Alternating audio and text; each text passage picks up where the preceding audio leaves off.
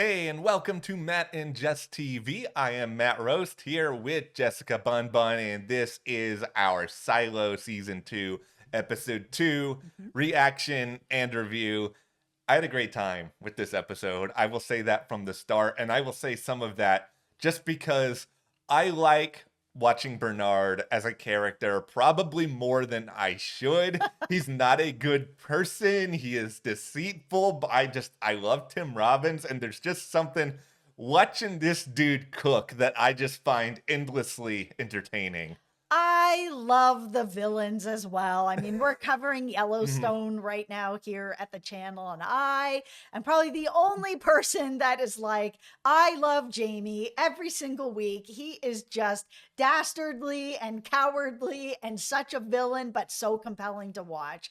Bernard is the Jamie of Silo. My favorite scene so far this season, and I'm honestly, I don't know if it's close, is Bernard's speech, which is the equivalent of the building burning in the background and him being like, everyone disperse, folks. Nothing to see here. Yep. No problem. The tape was just an experiment. Juliette offered to take it, go outside. Everything is fine. It's all for the good. It's just like, nobody is buying this, bro, but you're standing up there so confident in your just pure nonsense, and I was eating it all up, not from a truth perspective, but just from a pure entertainment awkward joy. It was so fascinating to watch him turn that group around the way that he did. I know he had like hired hecklers in there to try to like help him build up that speech and that momentum to get to the point to give them hope, which is the most dangerous thing you can give people at this Yeah. point. It can keep people in line, but it can also make people rebel. I mean, it's a fine line of what hope is going to do, but that speech to really just bring them up to be like, Juliet, she is a hero. We've been developing this new tape that's even better than the old tape. And she was willing to try this new tape for all of us, like to build her up as someone who was a participant in it. And not that she figured it out, but that together they made this decision and everything is going to be okay because she was on board and she got us that little bit closer to all of us being out there and free. I was just like, what a beautiful spin, Bernard. Like, you are doing it.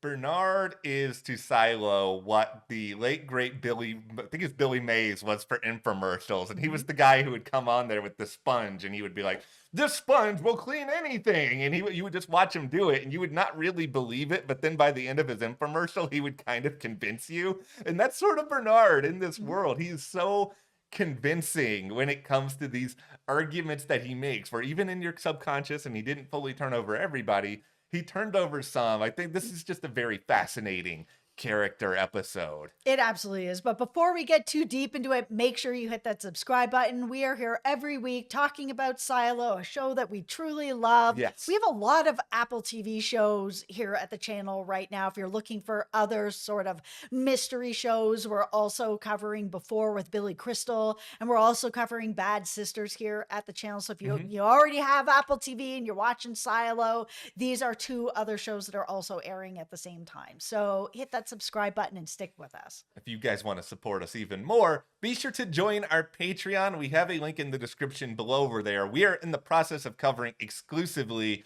Dune Prophecy. So if you love these sort of big worlds of science fiction, interesting characters, Dune Prophecy has started. We also Mhm. recently wrapped The Penguin, which was also on Mhm. HBO over on Patreon exclusively. So thank you guys so much for your support and joining us there. Okay, let's talk about Meadows for a Yes. second because we learned a ton about her relationship with Bernard, like way more than I expected. It just felt like, a bomb that just kept exploding, where I was just like, she was his shadow. She was working in IT. She doesn't want to be there. Yeah. She wants to clean. She wants to watch Bernard burn. There was a second there I was waiting for it to be like, also they're lovers. I was just like, is that coming as well?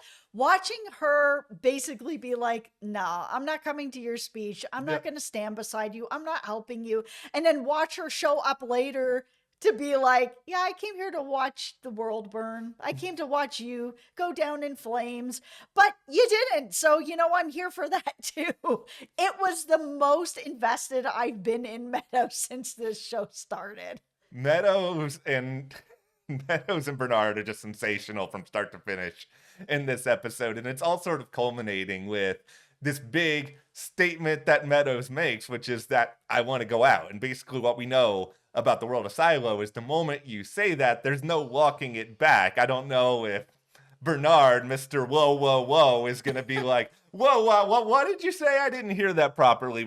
I don't know if he's going to try to backpedal on some of that, but Meadows obviously is somebody who has been really suffering because of everything that has happened to her over the decades and all these secrets, all this information, being a shadow. I think she really speaks to this idea that having information, we like to say knowledge is power. Knowledge is also a really, really great burden when you can't share it with anyone and you have to just lie for your entire life. Yeah, knowing that she right now is the only other person that's been in that vault and knows a lot more that's going on than anybody else, she clearly hasn't been able to handle it. I loved her talking about the Wizard of Oz and being like, yeah, there's this guy who's behind the curtain who's just all tricks and magic, but like there's nothing really of substance to that person. Bernard's like, are you calling me a fraud? No, I'm calling myself a fraud. Like, I don't feel good about it. Yeah. She's been drinking her way through it all this time, but now that she knows about the tape, it feels like this deal is her way out, where she's like, if you can provide me with a hot air balloon to get out of here, I will do whatever it is you want. So my question for you guys and for us too is Bernard really gonna hold true to this deal where she's like, listen, I will help you get everybody in order, no problem. We'll do that together. But you need to put that tape aside, the good tape, you put that aside for me and you let me out of here. And it's like, is he going to let her out now that he knows about this tape and that how far it can get her? So is he going to allow people, anybody, especially Meadows, who has so much information, leave this silo? He is going to betray her. There is no way he's letting her out of here. I know I've already compared Bernard to an infomercial king. I'm now going to compare him to Littlefinger from Game of Thrones. It's good. He is somebody who schemes. He will tell anybody anything. I'm not even saying that he is a mastermind, but he is good at sort of flying by the seat of his pants. And so I think he is going to say, oh, sure. I'll make sure that tape gets set aside for you. And I think he will do a couple of things to let her feel like he's going to hold true to his end of the bargain. But the thing is that we know that there are people under Bernard who he can make all sorts of promises to, including Sims, who is being strung along like no one has ever been strung along before. And he can totally leverage that relationship and end up pulling the rug out from under Meadows at the very last second. And I don't think he would have any issue whatsoever doing that. Here's the thing. How does Meadows think this is going to work? There is only one door that they know about. Obviously there's the door down below that some people know about, but not everybody knows about. But there is only one door in and out of this place. And there is a camera there that the entire silo can see. So if she's like, I want to go out, and they send her out to clean and they give her the good tape, she's also going to walk over the hill, and they do not want that. No. So Bernard is going to do all this cleanup, get everybody on board with everything, tell everyone that, yeah, Juliette made it a little bit further, but she's absolutely dead. She's not out there. So, Yeah. guys, that's just the end of the story. And then he's going to let a second person go out there and walk over the hill over his dead body. It's No. absolutely not going to happen. And I don't know why Meadows think that it could, maybe because of their relationship or how they're going to get around it so that she could go out, but no one could see, maybe at night. I don't know. I just don't know why she thinks that he would let her out there with that much knowledge and everybody watching. The only thing I can think of is just that she's desperate and that she's lived this life for a very, very long period of time. Maybe she thinks that you owe me, and maybe that's kind of clouding her judgment. Maybe she does know deep down that this is not going to work, but because she's so desperate, she's just like, you know what? I might as well try it. And if it doesn't work, I'll figure out some sort of other solution to my problem. Yeah, or she's just like, if it doesn't work out and I die, I'm fine with it at this point. I can't carry this burden anymore of lying to Yeah. 10,000 people day in and day out. Like, it's just a misery. She can't do it anymore. I mean, you make a really good point about how he can't just let her go out there with the good tape and then, oh, she just magically dies somewhere off screen too, because you're already really spinning a yarn to these people that's like, oh, we have this experimental tape that doesn't actually get you that much further, but it just gets you beyond the hill. And I'm willing to sacrifice a sheriff in the silo, someone that's seemingly very important to me just to prove a scientific point that's not actually that helpful. Yeah, and then you're gonna sacrifice Meadows, Yeah. like judicial, to go out there and do the same thing. It would be such chaos.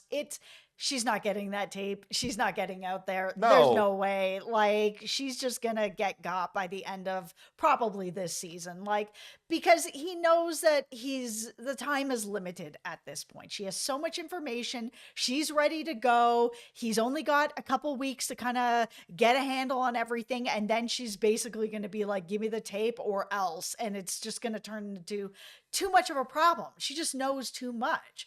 And because we saw that vault door, it matches the same vault door that our mysterious stranger is in over in, Silo 17. I'm very curious to know how much that person knows as well. I think they got to know a good bit. I think it's a situation here where within these vaults, I want to say there's partial truths. And by that, I mean, I think Yes. the information in them is accurate, but I don't think there's that much information. Like maybe there's something in there that suggests, okay, you were not the only silo. Maybe there's more out there, maybe not. Who knows? Maybe there's something in there, but I don't think it's definite. I think it's sort of an idea where you go generations and stories get diluted and stories Mhm. get sort of twisted in all these different directions. It's sort of like, my grandfather was great at the fish stories where he would always tell me, I caught a fish that was this big, and really it was like that big. But then I would tell that story to somebody else and be like, the fish was this big. And every person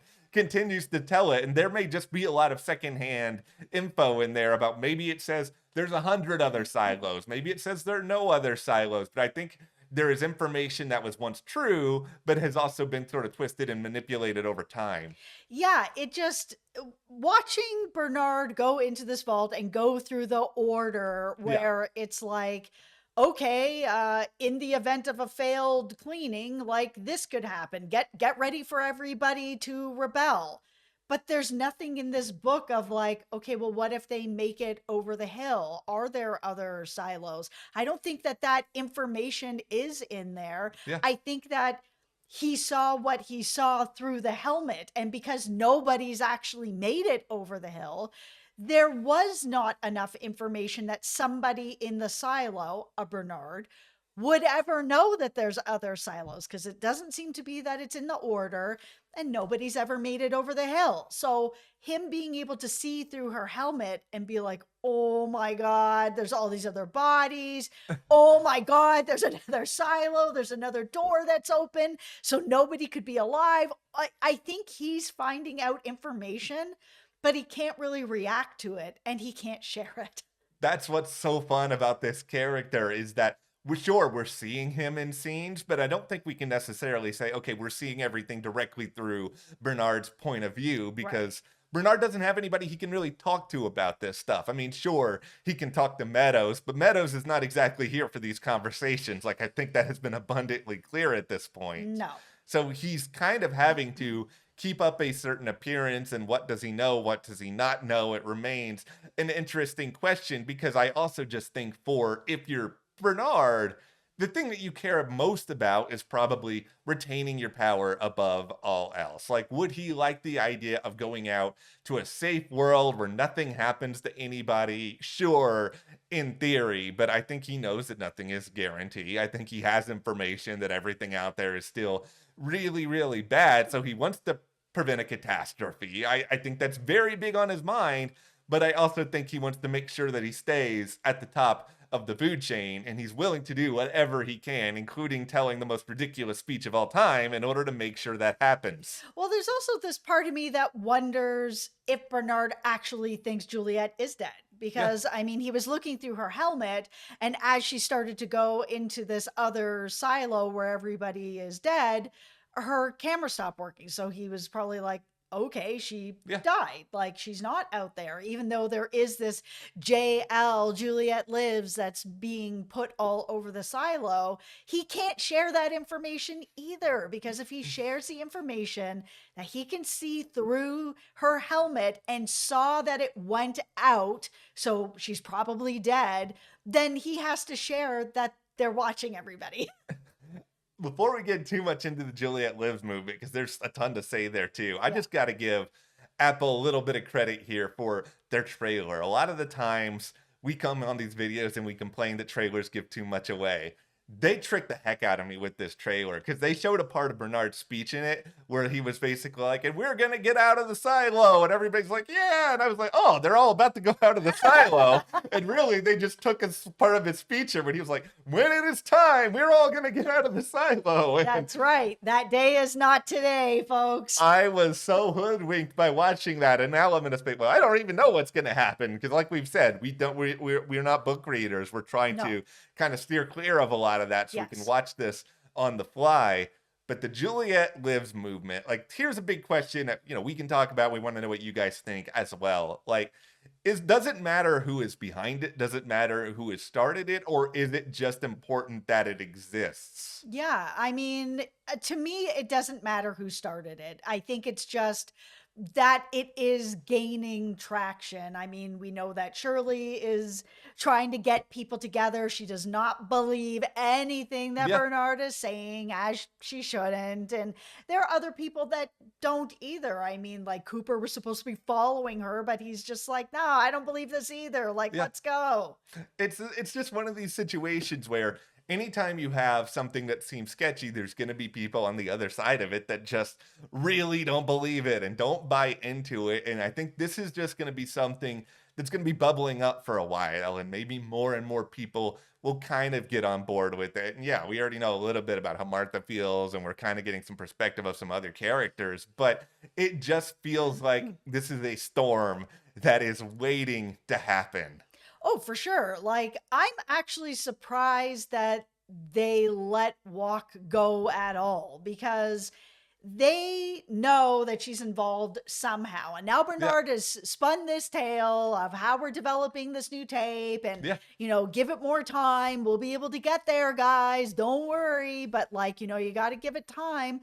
She has information, and information is power in this silo, Yeah. that it's like, okay, they can't necessarily just kill her off, because then that looks really Yeah. sus. But at the same time, they cannot let her go back to where she's working. They can just put her in the mines or somewhere else. Put her in the mines with my guy Lucas, who is. Listen, Lucas, I'm still believing in you, but I think really Minor Lucas, he gone. no. Okay, no, I just really think that where we're kind of going with this storyline for now is that if you are Bernard, you're in a really delicate place with this, because, like you sort of went into, you can't share everything you saw in the helmet. You can't really go and say X, Y, or Z about any of it. You just kind of have to let people believe what they're going to believe right now. But also lie back on this idea that you believe that it's impossible that they're going to be able to prove anything one way or another. Because what are they going to do? They're not going to go out of the silo. The only theoretical way in which they're going to discover anything is if there is a secret tunnel underneath that connects all of these silos. And if one of them goes down into there, finds their way to 17, goes back up, maybe they can find Juliette and Solo behind the door and all of that. But it's just, that's a really big sell, and that's not something that has happened before. Juliette has to come back. She's the Yeah. one who knows about the door. Like, I know a lot of people didn't love the premiere. I really liked it, but like, there is now seeing this episode, there is definitely a little bit of magic that is missing, not having Juliette in the silo with everybody. Because, like, being back in the silo and, Yeah. Paul's got questions, he's kind of like, why would she ask to go outside and then run from you? Like, none of this makes any sense. It's nice to see that he's still kind of like looking into things. Yeah. Then you've got Rob, who wants to be down for the cause, but at the same time is getting, screwed around. He knows he is. His wife is also like, you know that this is happening to you. Yeah. You've been told that you're probably going to be the shadow. Maybe you're going to be a shadow. Maybe you're not going to be a shadow. Oh, maybe today's the day. Today's not the day. And like at some point, Rob is going to have to make a choice of either like, okay, I'm never going to get this spot. Am I okay with where I am? Or do I just kind of move into something else and start looking into things? Like maybe Rob and Paul can start working together. I wouldn't mind that at all. It would be kind of a really fun sort of odd couple story of these two people with very different roles in the silo to some extent, very different knowledge bases, still trying to like cover some things up here. And I will say, I still love Paul.